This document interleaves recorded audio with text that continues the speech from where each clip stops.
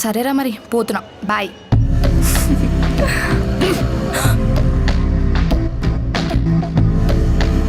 ఎవడాడు? హాస్పిటల్లో కొలీగ్, ఫ్రెండే.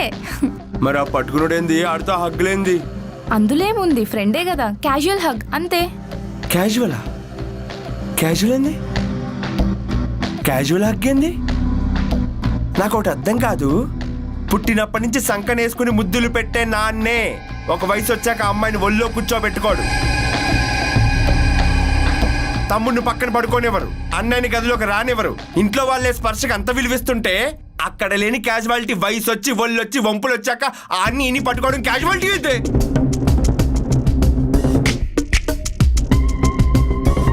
చందు, చందు ఆగు, ఒక్కసారి నా మాట విను. చందు